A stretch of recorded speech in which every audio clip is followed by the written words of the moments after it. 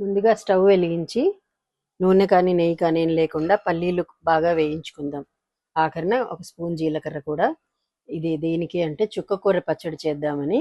చుక్కకూర పచ్చడి మా తెలంగాణ స్పెషల్. నేను మా అబ్బాయిని కడుపుతూ ఉన్నప్పుడు వేరేవేవి తినడానికి నచ్చకపోతే మేము దేవరప్పల అనే ఊళ్ళో ఉండేవాళ్ళము జనగాం దగ్గర. ఆ ఆంటీ అంజనీ ఆంటీ నాకు ఎక్కువగా ఇదే చేసి పెట్టేవాళ్ళు.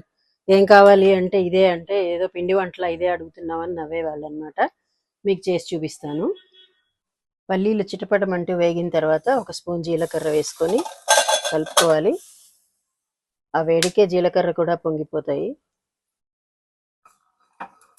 స్టవ్ ఆఫ్ చేసుకొని కాసేపు అనుకొని పక్కన పెట్టుకోవాలి. చల్లార పెట్టుకొని మిక్సీ పట్టాలి కదా.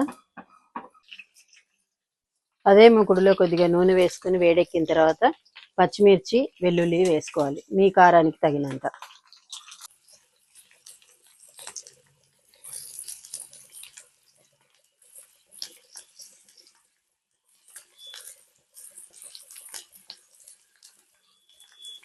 పచ్చిమిర్చి మగ్గిన తర్వాత ఆకు కూడా వేసుకొని మగ్గించుకోవాలి. పచ్చివాసన పోయేదాకా పూర్తిగా కరిగి లేహ్యంలాగా తయారవుతుంది అప్పటిదాకా. కూర కూడా పూర్తిగా మగ్గిపోయిన తర్వాత అది కొంచెం చల్లారనిచ్చి మిక్సీలో వేసుకోవాలి. అంతకుముందు వేయించుకున్న పల్లీలు జీలకర్ర పొడి మిక్సీ పట్టుకొని ఆ పొడి కూడా కలిపి కొంచెం ఉప్పు వేసుకొని మిక్సీ పట్టుకోవాలి. మరీ పులుపు తినలేము అనుకున్నప్పుడు ఈ పల్లీల పొడి ఉంది కదా, అది పులుపుని మోడరేట్ చేస్తుంది. లేదు మాకు పులుపు ఎక్కువే కావాలి, చుక్కకూర పుల్లగా ఉన్నా అనుకుంటే కొద్దిగా చింతపండు నానబెట్టి అది కూడా వేసుకోవచ్చు నచ్చిన వాళ్ళు గ్రైండ్ చేసుకునేటప్పుడు.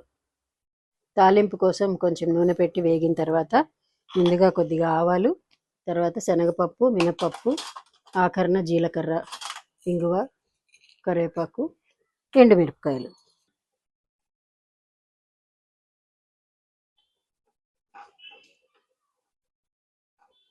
పోపు బాగా వేగిన తర్వాత రుబ్బి పెట్టుకున్న పచ్చడిలో వేసేసుకోవడమే.